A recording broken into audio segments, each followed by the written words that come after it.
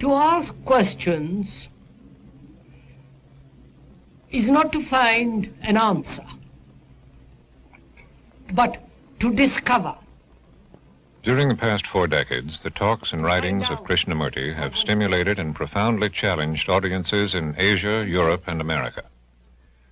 During a series of public talks given in the Ojai Valley in California, Krishnamurti, for the first time, permitted the presence of film cameras.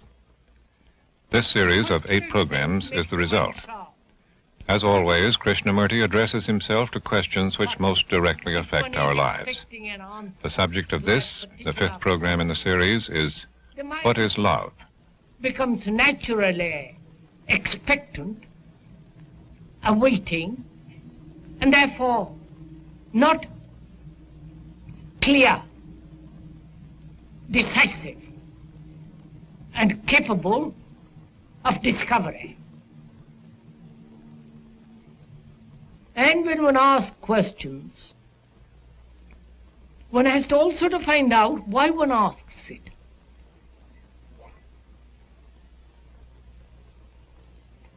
I feel one should ask questions about everything.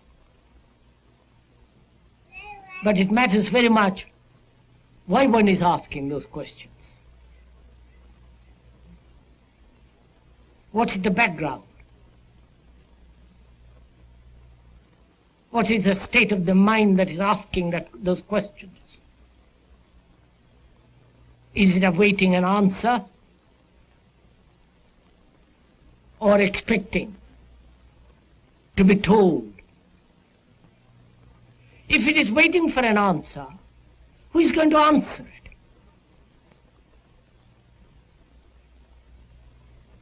And a mind that's waiting to find the answer is not an active mind. It's just waiting, expecting.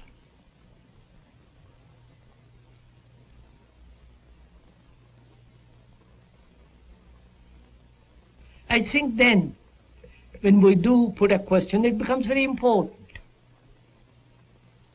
Then such questions have a catalytic effect. That such questions do produce an answer in themselves.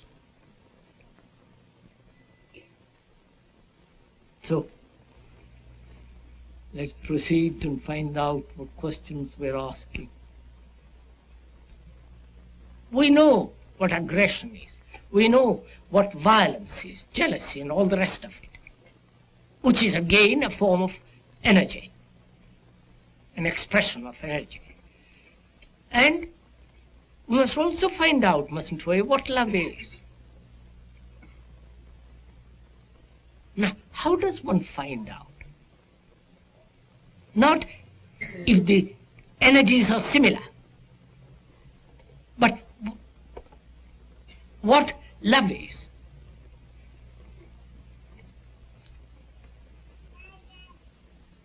Is love pleasure, desire?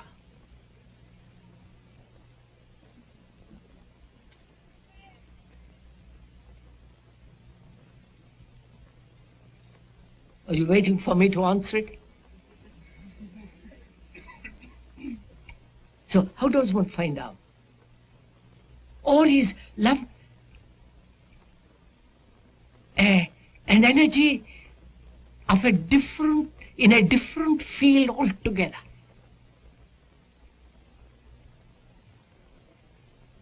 Of a different quality, a different dimension.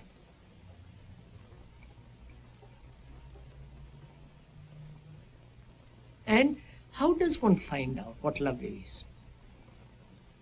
Not intellectually, not argumentatively, not splitting it up, saying divine, physical, and all the rest of it.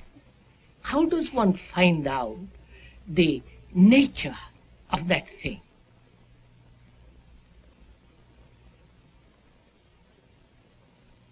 Will the conscious mind find it out?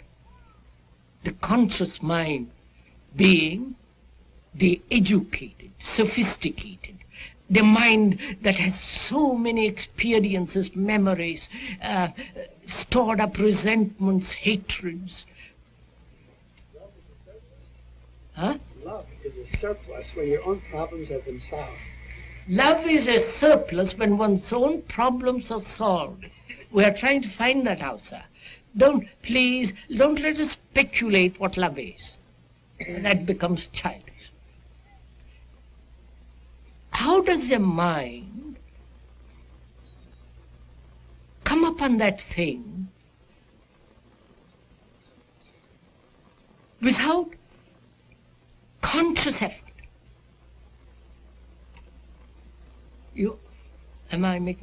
If I make a conscious effort to find it out,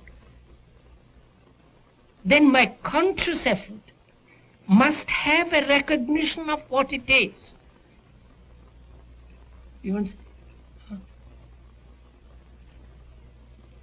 I must have already known it.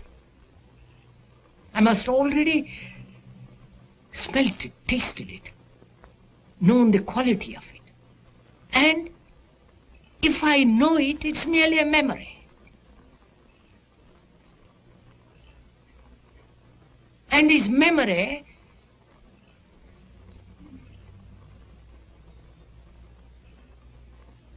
which is of time and has that memory and time anything to do with affection, love?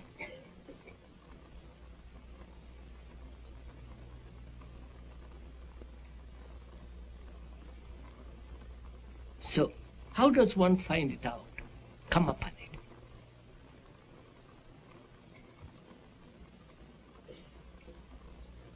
You understand am I making myself clear? The question. It's like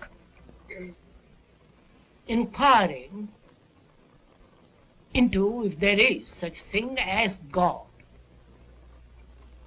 I put it in quotes. That word God is so heavily loaded that has almost lost all its meaning. If one wants to discover it, if there is or if there is not, how does one proceed? Obviously, to find out, all types of belief must come to an end. And therefore, which means all form of fear must come to an end. Surely. No? Belief is a form of hope.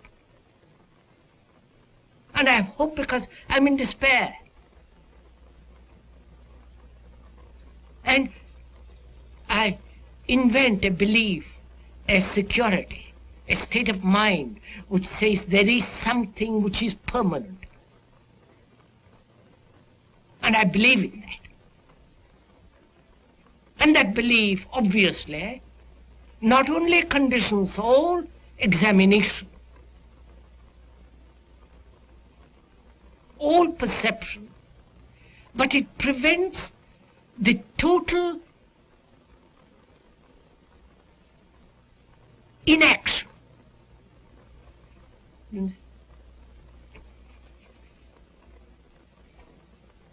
Well, I'll better wait.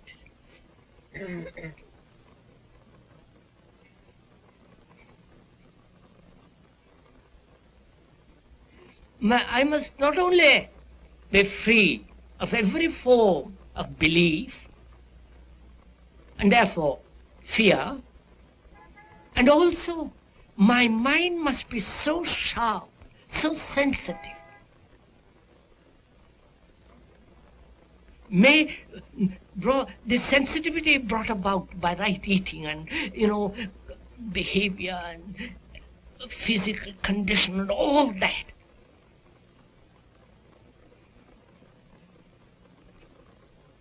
And then only there is a possibility of discovering something. So it seems to me in the same way to find out or come upon this thing called love, which is so heavily loaded, one must inquire into this question of pleasure and desire. You know, we're not trying to suppress desire. The monks throughout the world have tried that. And those so-called religious people have attempted to control desire, because some authority, a religious authority, has said, be free of desire. Because desire leads to the bondage. So, so-called spiritual people, whatever that word may mean, those people have tried to either to suppress, eliminate, or sublimate it by identifying themselves with a greater desire.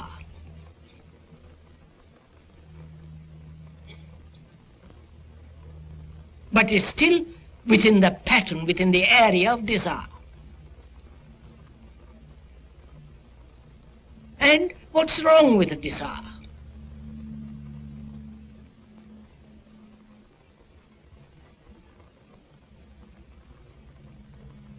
I see something nice, pleasant, striking. By the very looking of it, there is a sensation, there is desire out of that. Isn't that so? Please, this is not a talk, we must...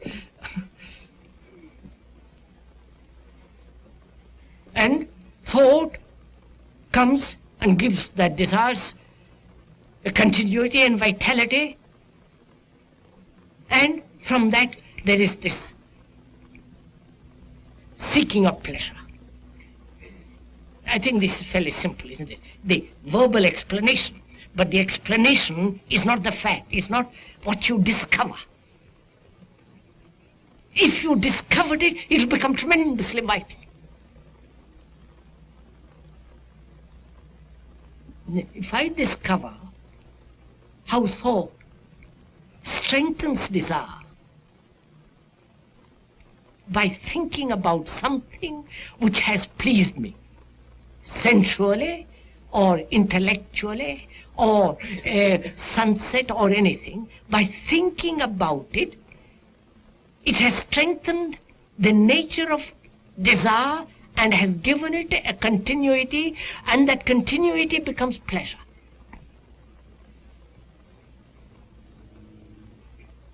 All our attitudes and values and demands are based on this search for comfort and pleasure.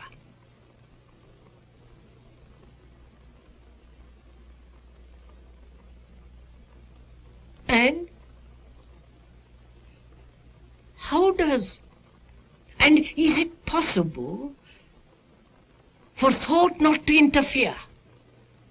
Now I see something very beautiful. And there is immediate sensation and a desire to touch it, to hold it, to own it, to possess it.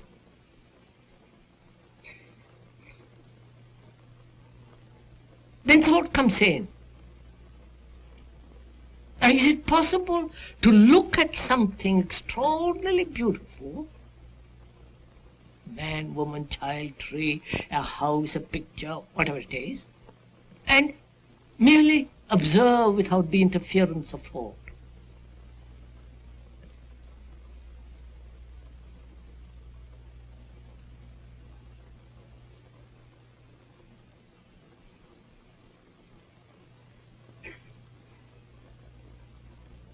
And when thought interferes, there is a totally different kind of action as when thought doesn't interfere with desire. You understand? I wonder, right?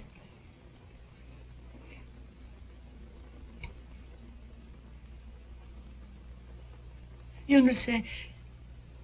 When thought interferes with desire, which becomes pleasure, then activity has a different meaning altogether. Action.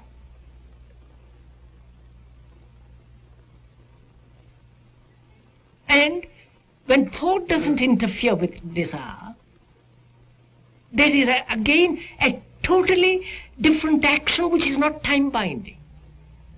So all this is, we are inquiring, aren't we, into the nature or come upon that thing which we call love.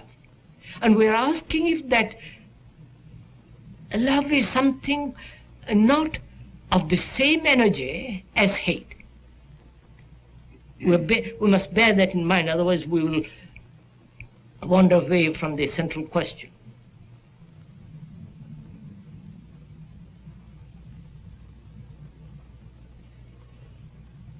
And to answer that question, really,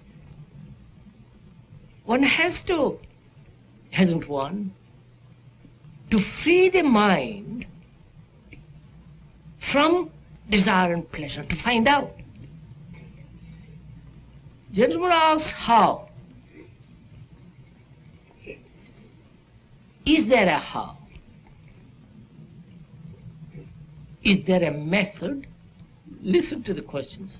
Is there a method to free the mind from pleasure? Huh? And the following of a method in order to achieve the result is again based on pleasure. No?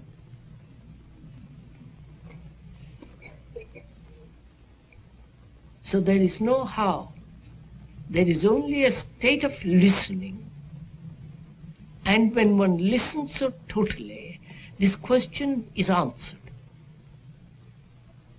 You see, first of all, sir, how do you look at anything totally? You say it's not possible, and when you say it is not possible, you have already blocked yourself from finding out.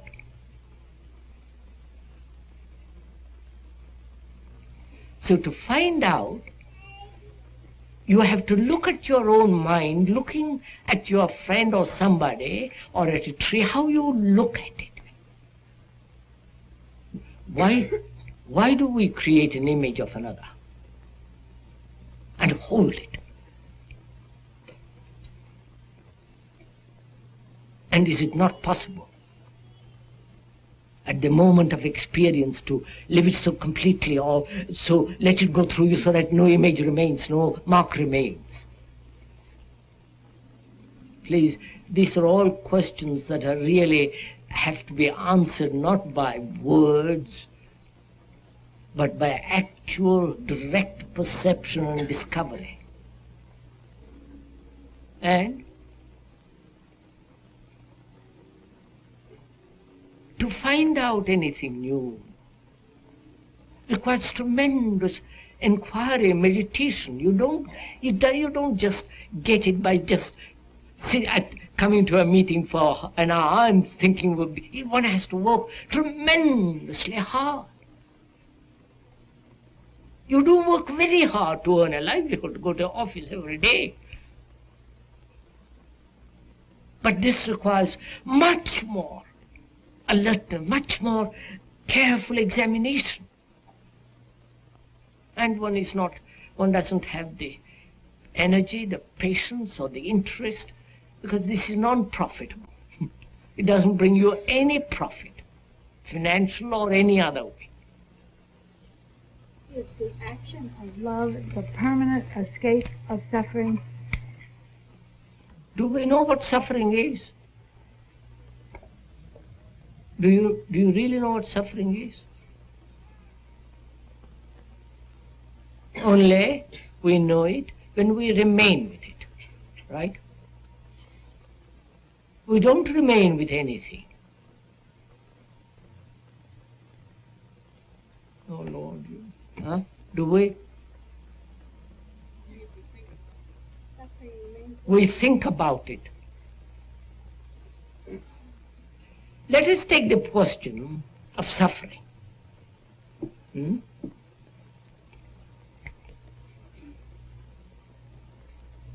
Is it, first of all, is it possible to end it? Totally, without becoming hard, brutal, brittle, and all the rest of it. And to go to the very end of it and find out. Can we do that one thing this afternoon? Huh?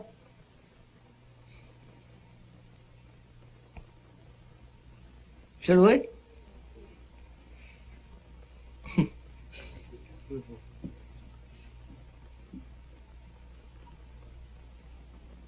I suffer. Why do I suffer? And what is this nature of suffering? I suffer because I've lost my son, my mother, sister, or somebody doesn't love me, or I cannot fulfill, or I'm thwarted. I haven't got a good brain and somebody else has a good brain.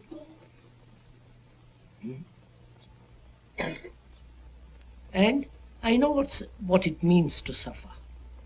In suffering there is a great deal of self-pity. And suffering, I want to escape from it, because I don't know how to resolve it. And so I have a network of escapes. Now, can I stop from escaping? And it's very difficult because escaping is so subtle. I can escape by turning on the radio, magazine, talking to somebody, and so on, so on. But the thing remains, and I don't want to get in touch with it. It's too painful, too agonizing. I push it away.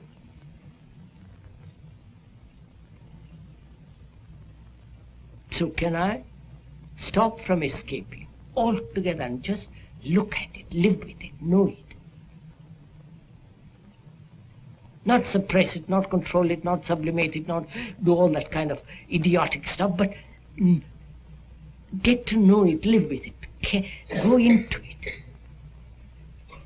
You say, be quiet. You do give an answer. And yet, why just be quiet? Why not speak? Why not see? Why not hear? Why not do? Why not think? So we went into that. We have thought a great deal about suffering. Volumes have been written by religious people and all the rest of it. And yet we suffer. Suffering apparently is a daily affair. And a man asks, is it possible to end it?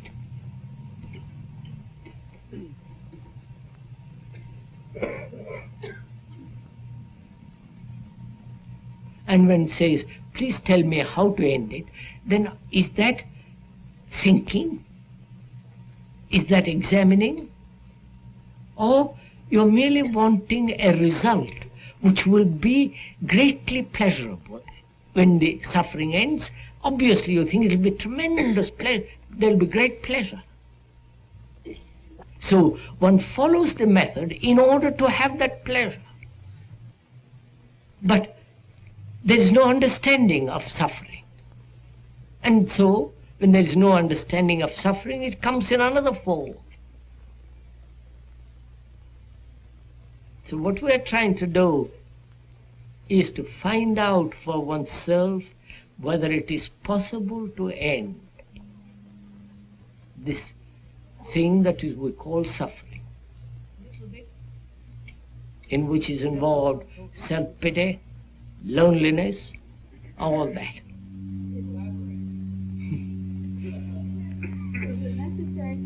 In order to understand suffering? Is it necessary to suffer in order to understand? In order to understand. I think Christianity has made suffering into something holy. By suffering, we say we're going to, reach heaven. I think a mind that suffers is the most stupid mind.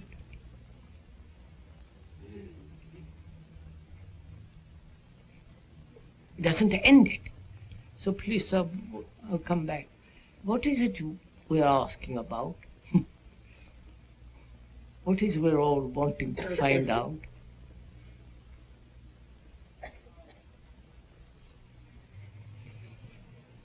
What is the mind when it is not quiet? All right. Most of our minds are not quiet, are they? Ceaselessly agitated, active, thinking about something, or soliloquizing, talking to itself, imagining. It is endlessly restless, isn't it?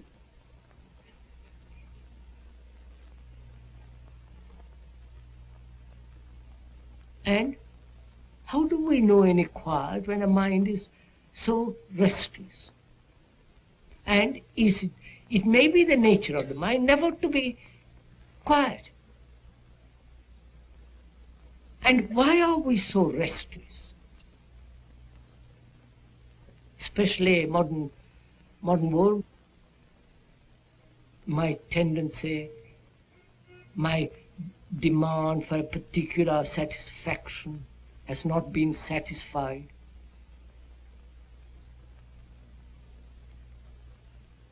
And I'm always seeking something which will give me immense satisfaction, and I know there isn't any. So the restless mind may be the result of a neurological state, or restless because we haven't found an answer to anything.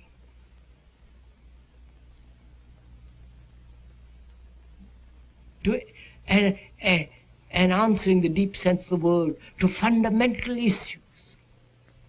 Therefore, it's nothing to do. It's like a leaf driven all over the place. And without understanding the nature of one's own thinking, which is self-knowing, quietness of the mind is not possible. And to know oneself is the beginning of wisdom. Not in a book, not in psychology, all that. Wisdom is in knowing oneself. It comes out of the soil of self-knowing. Why do you think the negative aspect of a restless mind, the active mind that is yours right now, the creative mind? This has been the fifth of 8 programs presenting the talks of Krishnamurti. Subsequent programs in this series are titled Questioning, Living and Death, and The End of Conflict. Again, this is a very difficult word, creative.